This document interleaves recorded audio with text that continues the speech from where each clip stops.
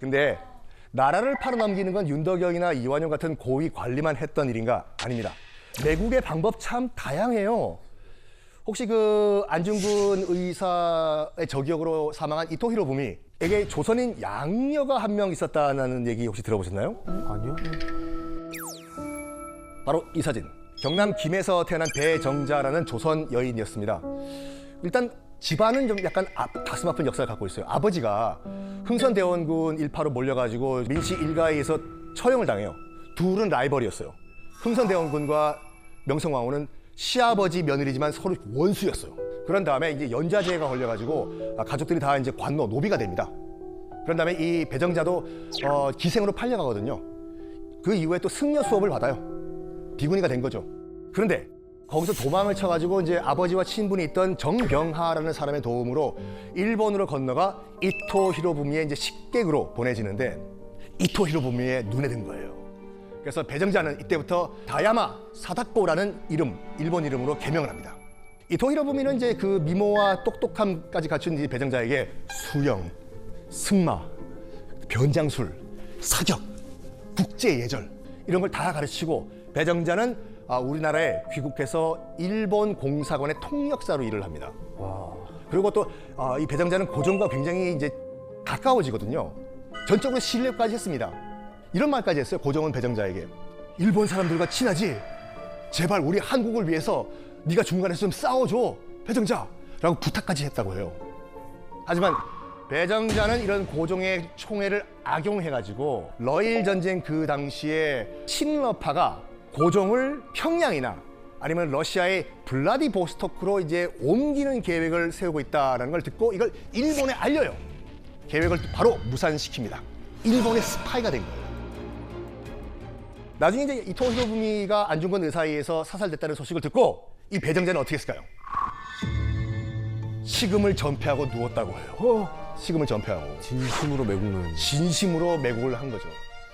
이토 히로부미가 이제 죽은 이후에는 배정자는 이제 일본군을 따라가지고 만주, 시베리아로 떠나가지고 거기서도 밀정 노릇을 하는데 중국 마적들 있잖아요. 마적의 포로로 잡혀요. 근데 마적단의 두목과 또 동거를 해요. 머리가. 그러면서 이 마적단의 정보를 또 빼가지고 일본군에 넘겨줘요. 그러니까 어떻게 한중일 삼국을 넘나들면서 이중 삼중 간첩 노릇을 한 겁니다. 태생이 스파이네요. 그렇죠, 그렇죠, 맞습니다. 네. 배정자 친일 행위는 또 여기서 끝난 게 아니었어요. 최악이 남아 있습니다. 태평양 전쟁이 발발했을 때는 이제 그 위안군 송출 업무를 맡아가지고 군인 위문대라는 이름으로 무려 100여 명을 정신대로 끌고 가는 만행까지 저지릅니다.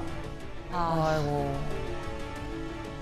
해방 이후에 이제 반민족 행위에 대한 그 응징이 두려웠겠죠.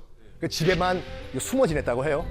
그러다가 1948년도에 이른바 그 반민족 행위자 특별처벌법, 반민특위법이라고 하죠. 통과되자 제일 먼저 철컹철컹 구속이 돼요, 배정자가. 근데 그 반민특위 법정에서도 당당했다고 해요. 나는 이토 히로부미의 양녀다. 그리고 고종은 나를 정비, 왕비로 삼으려고 했다. 이런 허세까지 부렸다고 해요. 그런데 이제 이 반민특위가 안타깝게도 흐지부지 그냥 끝나버려요. 그래서 풀려납니다, 배정자가. 근데 이제 주변에 돌봐주는 사람이 없어서 어렵게 생활을 했다고 하는데 그때 또 6.25 전쟁이 터지거든요.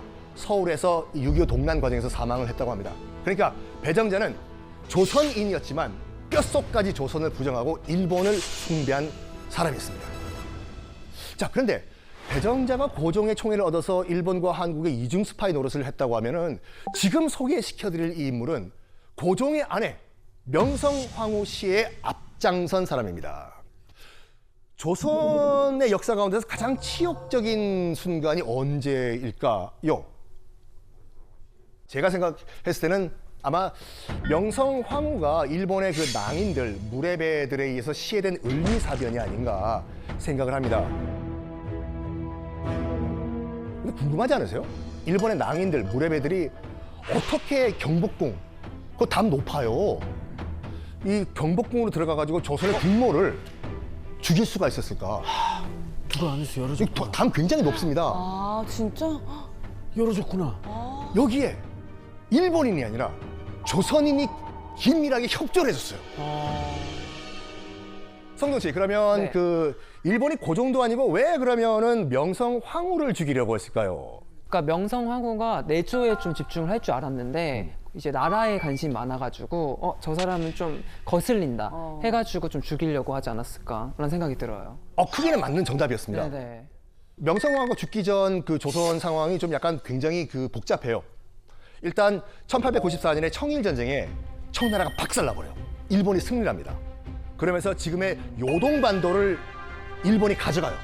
그 지금 압록강 바로 위에 있는 청나라 땅을 일본이 가져가요. 승리했으니까. 근데 그거를 가만히 누가 보고 있었냐면 러시아가 보고 있어요.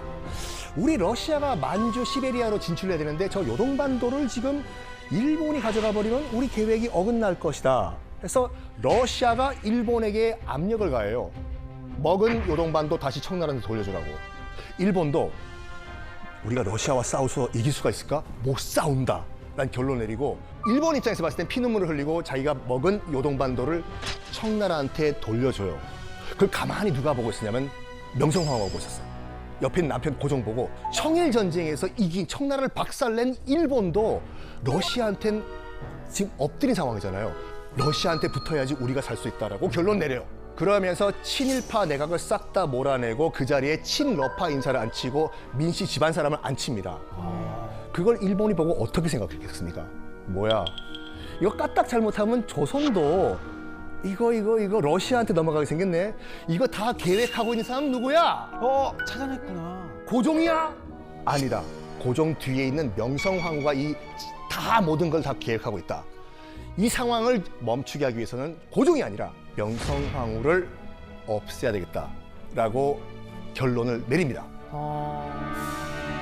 조선훈련대라고 있었어요. 조선훈련대가 이제 일본이 만든 신식군대거든요. 조선훈련대 제2대대장이었던 우범선이라는 인물이 있습니다. 꼭 기억하셔야 돼요. 매국노예요. 우범선은 을미사변이 일어나기 11일 전인 9월 27일 날 일본군에게 중요한 정보를 넘겨줍니다. 자기가 소속돼 있는 훈련대를 고종이 해산시킨다라는 정보를 알려줘요. 일본은요, 이 우범선의 훈련대를 이용해서 명성황후를 시해하려고 했거든요. 그러니까 겉보기에는 우범선이 구태타를 일으켜가지고 명성황후를 시했다. 우리 일본 뒤에 빠지고 이런 계획이었어. 근데 고종이 훈련대를 해산해버리면 일본의 계획이 어긋나 버리잖아요. 그렇죠. 그렇죠. 그래가지고 이게 원래 준비했던 그 10월 10일에서 앞으로 당겨서 10월 8일 날 일을 하기로 그 계획을 변경합니다. 이 시의 전날 밤 우범선은 야간 훈련을 한다면서 자기 밑에 있던 병사들에게 실탄을 주면서 출동 명령을 내려요. 10월 8일 새벽 일본군 경찰 그리고 공사 그리고 일본 낭인들 무례배들 그다음에 조선군 훈련대까지 구성된 말도 안 되는 이 기괴한 연합군이 광화문 쪽으로 가요. 그때 선발대로 이제 뽑힌 그 사람 가운데서 제일 먼저 도착한 일본 경찰들이요. 긴 사다리를 광화문 담벼락에 대고 올라가가지고 넘어가요. 광화문을 경비하고 있던 조선 순경 병사들 아무 대항도 못하고 속수무책으로 놀라 도망을 갑니다. 그리고 일본 경찰 일단 담 넘어 들어갔지 않습니까? 일본 경찰들이 광화문의 문을 활짝 열어줍니다. 들어오셔라. 그래서 명성황후를 죽이기 위해서 이제 모인 군대가 일제히 와 함성을 지르면서 광화문 안쪽으로 몰려 들어옵니다. 그러면 우범선은요, 일단 일은 저질러 버렸고 무섭겠지요. 군인이 황후를 죽이는데 앞장섰잖아요. 두려움에 떨던 우범선은 일본으로 망명을 해버립니다. 그리고 일본인 여인과 결혼을 하고 아들을 낳고 살아요. 또 잘 살았습니까? 아니요. 우범선은 조선의 자객 고영근에 의해서 일본 땅에서 피살이 됩니다. 다행이다. 근데 이 우범선과 이 일본인 여인 사이에 아들이 한 명 있었거든요. 이 아들이요, 나중에 자기 아버지의 과오를 대신 씻겠다 하면서 한국에 들어옵니다. 우범선의 아들이. 여러분도 다 아시는 유명한 분이세요. 누구? 바로 씨 없는 수박으로 유명한 우장춘 박사예요. 우장춘 박사. 우장춘 박사. 뭐 제주도 감귤, 강원도 감자, 뭐 병충해에 강한 무, 배추 종자를 개발한 한국 농업 근대화에 커다란 업적을 남기신 우장춘 박사가 우범선의 친아들입니다. 와. 근데 이 우리나라를 위해서 여러 업적을 남기셨죠. 그 공적을 인정받아서 대한민국 그 훈장을 받는데 우장춘 박사는 눈물을 흘리면서 이런 말을 남겼다고 합니다. 훈장을 받으시면서 조국이 나를 인정했다라고. 참 이 우범선 우장춘 박사 부자의 이야기를 보면 역사가 아이러니하다라는 생각을 들어요. 아버지가 저지른 그 친일 행위의 과오를 씻기 위해서 이제 평생을 한국 발전에 매달린 우장춘 박사 같은 사람이 있는가 하면 친일은 어쩔 수 없는 선택이었다라고 그 후손들까지 지금 떵떵거리면서 호의호식을 하는 뭐 안타까운 일도 있는데 그래서 우리가 그 친일 행위와 그 매국 행위를 우리가 바로 알아야 될 것 같습니다. 자, 광복된 이후에도 떵떵거리면서 잘 살았던 친일파가 또 있어요. 악독하고 혹독한 고문술로 일제 총애를 한 몸에 받았던 친일 경찰이 있습니다. 친일 경찰. 바로 이름이 노덕술이라고 해요. 울산에서 태어난 노덕술은 그 일본인이 경영하던 그 잡화점에서 잠깐 일하다가 홋카이도를 건너가서 이제 돈을 벌기 시작합니다. 그런 다음에 귀국해가지고 이제 경찰이 되기 위해 가지고 경남 순시 교습소에 들어가서 졸업을 해요. 그리고 일제 이제 순사로 경찰 생활을 시작을 하는데 일제의 눈에 들어야 되잖아요. 조선인이. 그래서 더욱더 악랄하게 항일 인사, 항일 사상을 갖고 있는 사람들을 다 싹 잡아가지고 무자비하게 고문을 합니다. 노덕술은 일제강점기에 고문 귀신으로 악명이 높았습니다. 뭐 별의별 새로운 형태의 고문을 만들어낸 것으로 악명 높았는데 피해자의 혀와 머리카락을 잡아 뽑아요. 혀와 머리카락이요? 머리카락. 그리고 좁은 상자에 사람을 가둬버리고 밖에서 못질합니다. 아유. 사람의 손발을 다 묶은 다음에 구타하고 하는데 놀랍게도 이거는 세 발의 피에 불과해요.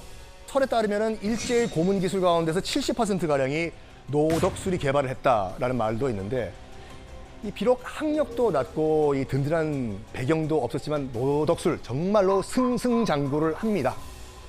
지금 직급으로 보면은 그 총경급인 이제 경시의 자리까지 오르는데 일제강점기 시기에 조선인 일제 경찰로 경시의 자리까지 오른 사람은 총 21명밖에 없다고 해요. 게다가 노덕술을 제외한 조선인 경시들은요 이미 대한제국 시절부터 경찰 경험이 있었고 또 대학을 졸업한 엘리트가 대부분이었거든요. 이 말은 뭐냐면요 일제의 눈에 들기 위해 가지고 필사적인 노력을 한 겁니다. 그러다가 8월 15일 드디어 우리나라는 일제로부터 독립을 합니다. 그러면 독립 후에 우리 정부는 노덕술을 어떻게 해야 했을까요? 똑같이 고문을 해야 되지 않을까요? 네. 상자에 넣고 똑같이 그냥. 밖에서 못질하고 본인이 이때까지 했던 거 저 싹 뜯고 뜯고 이자가 뜯고, 붙어있으니까 예. 좀 더 해야지. 아 그래요? 그러면 뭐 이렇게 못 박힌데 이렇게 걷게 하고 네, 그냥 너무 이쁘네. 그리고 이제 뭐 피부를 하나씩 벗긴다던가 확실히 성종답다. 무한대로 고문. 무한대로 고문해야죠. 좀 예. 그룹대로 무한대로. 마음으로는. 근데 자 일본 경찰의 호랑이라고 불리면서 이제 일제 고문 경찰의 대명사로 악명을 떨치던 노덕술 해방 후에는요 독립투사를 잡던 악질 경찰에서 좌익 분자를 색출하는 애국 경찰이 됩니다. 오? 그리고 해방 후에 이 노덕술에게 잡혀가지고 엄청난 수모를 당한 독립운동가가 한 분 계십니다. 이분이 그 영화 암살에서 조승우 씨가 역할을 했던 독립운동가 그 약산 김원봉 선생님이십니다. 그 3.1운동 이후에 이제 의열단이라는 단체를 만들어서 항일 무장투쟁을 하신 독립운동가거든요. 그러니까 친일파와 일본 제국주의자들 입장에서는 엄청난 공포의 대상이었겠죠. 일제가 얼마나 이 김원봉 선생을 두려워했냐면요. 백범 김구 선생님의 현상금이 60만 원이었어요. 근데 김원봉 선생님은 100만 원이야. 얼마이냐? 현재 가치로 환산하면 약 320억 원의 현상금을 붙였습니다. 그만큼 일제가 두려움에 떨었던 인물이 바로 약산 김원봉 선생입니다. 김원봉을 잡기 위해 가지고 일제가 정말 눈에 불을 켜고 잡으려고 했지만 일제 강점기에는 단 한 번도 체포된 일이 없었어요. 근데 해방된 이후에 노덕술에게 체포가 됩니다. 이 말에 의하면 노덕술이 김원봉 선생을 잡아가지고 뺨을 때리면서 모욕을 주었다고 해요. 그때 김원봉 선생님이 얼마나 억울하셨겠습니까? 이런 말씀을 남기셨다고 합니다. 조국 해방을 위해 일본 놈과 싸울 때도 이런 수모를 당한 적이 없는데 해방된 조국에서 악질 친일파 경찰 손에 수갑을 차다니 이럴 수가 있냐라고 울분을 토하셨다고 하죠. 일제 강점기 시절부터 앞장섰던 그 독립운동가들을 이 탄압한 공로로 일제로부터 2개의 훈장을 받아요, 노독수는요. 해방 후에도 경찰로 계속 일을 했습니다. 심지어는 해방 이후에 6.25 전쟁에서 또 공을 세웠다는 명목으로 우리 정부로부터 3개의 훈장을 또 받습니다. 아니 근데 왜 전에 저질렀던 그 죄값은 안 치르죠? 당시는 이제 그 남북이 대치하던 상황이었기 때문에 이제 반공을 외치면은 친일 행위는 이제 깨끗하게 사라지는 거예요? 묻히는 그런 안타까운 상황이었어요. 그거는 정말 안타까운 우리의 근대 역사 중에 하나죠. 네. 앞서 소개해드린 크비슬링은 독일이 이제 패전하자마자 붙잡혀서 총살당했지 않습니까? 그리고 그 이름도 아직까지 이런 빌어먹은 크비슬링라고 이제 욕으로 쓰이고 있는데 우리는 해방 후에도 매국노에 대한 처벌이 제대로 이루어지지 않았다라는 것을 이런 걸 통해서 우리가 알고 있는 거죠.